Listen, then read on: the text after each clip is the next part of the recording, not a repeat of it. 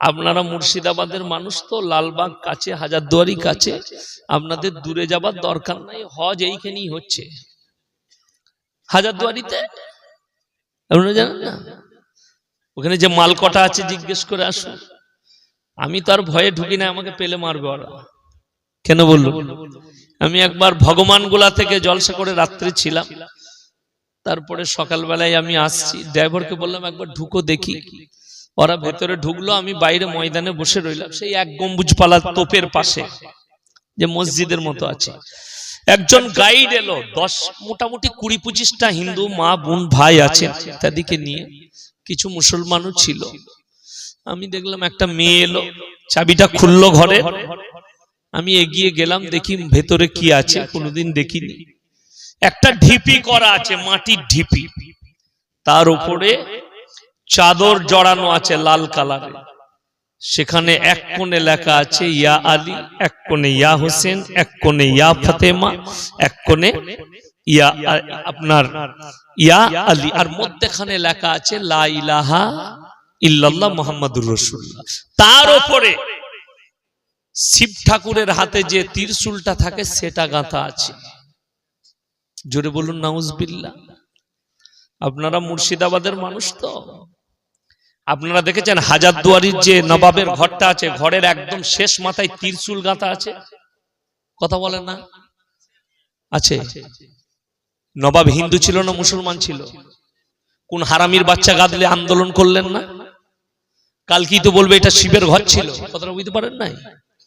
কালকে বলবে এটা শিবের বাড়ি ছিল, শালা দেখতে পায় না ত্রিশূলটা গাঁথা আছে, শিব গেতে গেল। নবাব দখল করে এলো, বলবে নবাব দখল করে এলো।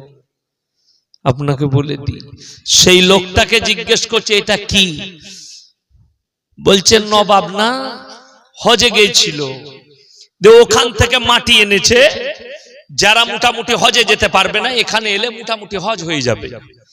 আমি তাকে বললাম ভাই, এই হিন্দু ভাই মা বোন কটা যারা দেখলো মোটামুটি এদের হজ হয়ে গেল। আমাকে বলছে কোথায় বাড়ি? আমি দেখলাম বর্ধমান, বললে ও মারার চেষ্টা করবে। আমি বললাম আমার বেলডাঙ্গা মির্জাপুরে বাড়ি। আমি দেখলাম 1-5 হাত মাপবে। আর কিছু বললে না ভয়ে, যখনই মির্জাপুর বলেছি। কি বলে? বলে আপনি নিজের কাজ করুন তো। আমি বললাম না না, এই হিন্দু ভাইগুলো যে হজ হয়ে গেল এটা আমি বলতে চাইছি। সকলে জোরে বলুন নাউজুবিল্লাহ, আরো জোরে বলুন নাউজুবিল্লাহ। এই ধরনের কতগুলো যে পাপ আমাদের দেশে চলছে বলে বুঝাতে পারবো না। আন্দোলন আপনি কার বিরুদ্ধে করবেন? আল্লাহর কসম, পৃথিবীর মধ্যে সবথেকে বড় পাপী তারা যারা আল্লাহ ছাড়া অপরকে মাবুদ রূপে গ্রহণ করে। আমি কোনো রাজনৈতিক বক্তা নয়, কলকাতার বুকে মিডিয়া বুরুজে বলে এসছি। আমি দুটো জলসা চলে এসছে, স্কিপ চলে এসছে, আপনার ফেসবুকে ইউটিউবে পেয়ে যাবেন। আমি বলে এসছি আমাদের রাজ্যের একজন মন্ত্রী সরস্বতী ঠাকুরের পুজো করছেন, ঠাকুরের নিচে লেখা আছে আল্লাহ। সে কে জানি না, তাকে চিনি না, তার নামও আমি জুবানে লুব না, কিন্তু কই নূপুর শর্মার বিরুদ্ধে এতগুলো মৌলবি আন্দোলনে নামলো, এতগুলো লোক নামলো, সেই লোকগুলো কই? এখনো আন্দোলন হলো না।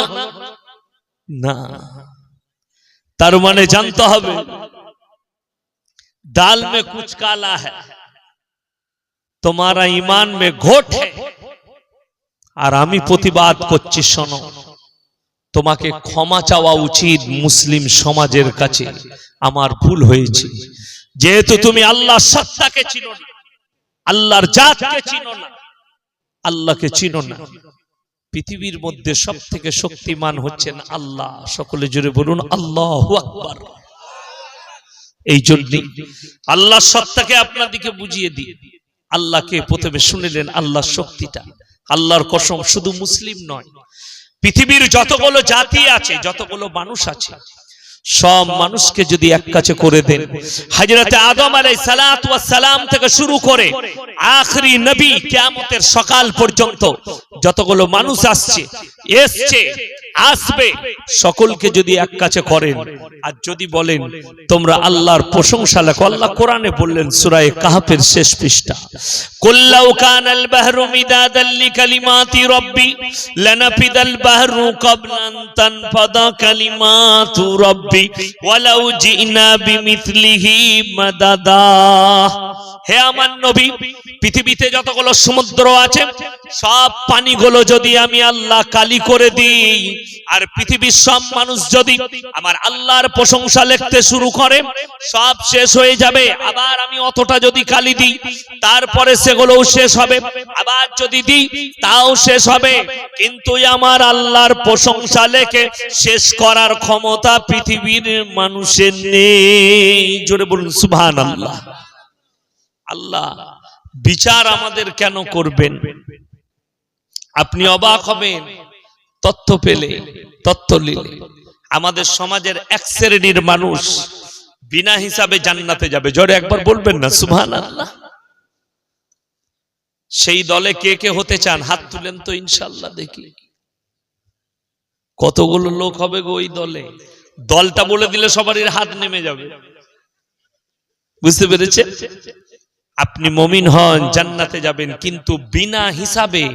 আল্লাহ যার কোনো হিসাবই নেবেন না, যাকে জিজ্ঞেসই করবেন না, শুধু তাকে বলা হবে তোমরা প্রবেশ করো জান্নাতে, তার নাম হচ্ছে ম্যাড, পাগল। আমাদের সমাজে যারা পাগল বাস করে তারা কি খায় নিজে জানে না, কি বলে নিজে জানে না, রাত্রে ঘুরে বেড়ায়, মাঠে ঘুরে বেড়ায়, তার কোনো সেন্স নেই ভালো মন্দ। হাদিসে আছে এক শ্রেণীর মানুষ, শুনেলেন, আফ্রিকার জঙ্গলে এক ধরনের মানুষ আছে। পৃথিবীর সব থেকে বড় জঙ্গল হচ্ছে অ্যামাজন, দ্বিতীয় বৃহত্তম জঙ্গল হচ্ছে আফ্রিকার জঙ্গল। এই দুটো জঙ্গলে কিছু মানুষ বাস করে যাদের কাছে কোনো দাওয়াতই পৌঁছায়নি কোনো ধর্মের। কিয়ামতের দিনে তাদেরকে বলা হবে জান্নাত এবং জাহান্নামের দরজা খুলে দেওয়া হবে, তোমরা তোমাদের ইচ্ছা মতো প্রবেশ করো। তারা জান্নাতে প্রবেশ করলে জান্নাতে বসবাস করবে। জোরে বলুন সুবহানাল্লাহ। কিন্তু আপনার আমার বিচার কেন হবে? একটাই কারণে, আল্লাহ ভালো মন্দ বিচার করার ক্ষমতা দিয়েছে আপনাকে, সেন্স, ভাবার একটা, চিন্তা ধারণার একটা ব্রেন দিয়েছে।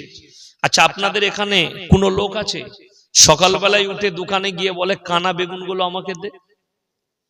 পচা মাছটা কেউ কিনবে যে আমাকে পচা মাছ দিবি, তোকে 10 টাকা কেজিতে বেশি দেবো না?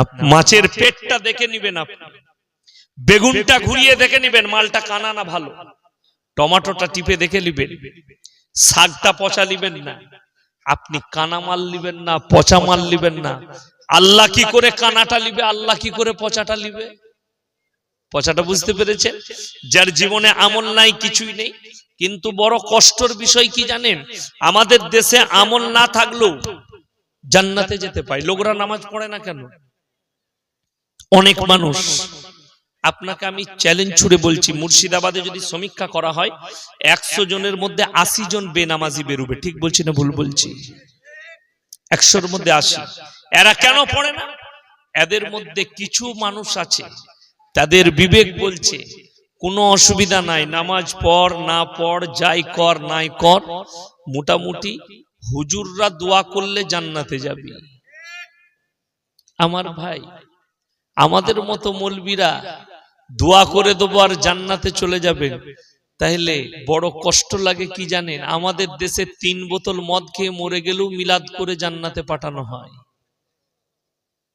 আমি খালি চিন্তা করি, আমাদের মতো, শুনেলেন, যে কোনো মৌলবীকে জিজ্ঞেস করুন, আমাকে যদি জিজ্ঞেস করেন হুজুর আপনি মৌলবীর জন্য, মাতালের জন্য কি দোয়া করবেন, আমি কি দোয়া করব আপনারা শিখিয়ে দেন। আমাকে বলেছেন আমার বাপ মারা গেছে, সারা জীবন মদ খেয়েছিল, শেষকালে মদের অবস্থাতেই মাতাল অবস্থায় মারা গেছে, তার লেগে হুজুর কি দোয়া করবেন? আমি তোমাকে জিজ্ঞেস করতে যাই কি দোয়াটা করব, তুমি শিখিয়ে দাও। পারবে না বলতে।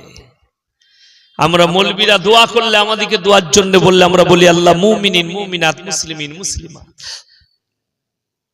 মুমিন হতে হবে, মুমিনা হতে হবে, মুসলিম হতে হবে, মুসলিমা হতে হবে। আজকে সমাজের প্রতি দুঃখ এক জায়গায়, কোন সমাজে সারা জীবন মদ খেয়ে জিন্দেগি কাটিয়ে দিয়েছে মদের ভাটিতে, সে মুসলমান ঘরের ছেলে, সে মরে যাওয়ার পরে তার জানাজার নামাজ ইমামকে পড়াতে হয়।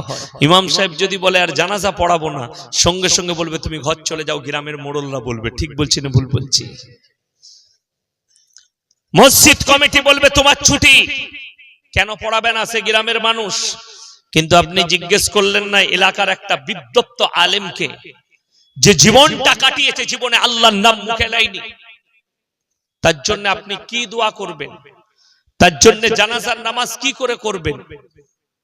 বড় কষ্ট লাগে আমার ভাই, দুঃখ লাগে, বেদনা লাগে যে আপনি কোন পর্যায়ের মানুষ, কি বলতে চান। পরশু আমাকে মেদিনীপুরে প্রশ্ন দিয়েছি, মিজাজ খুঁচিয়ে গেছে, বলছে হুজুর বক্তারা রেট করে পয়সা নিয়ে জলসা করছে, এটা কি জায়েজ আছে? আমি বললাম জায়েজ নেই তোমার মতলবে? বললে জি না।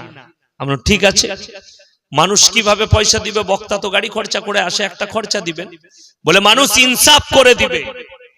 আমি চ্যালেঞ্জ ছুড়েছি, আজকে মুর্শিদাবাদের এই জায়গার মাটিতে চ্যালেঞ্জ ছুড়ে গেলাম আপনাদের এলাকার মানুষকে, প্রথমে নিজের ইমামের প্রতি ইনসাফ করে দেখা, এই শওকতের বেটা ফ্রি জলসা করবে।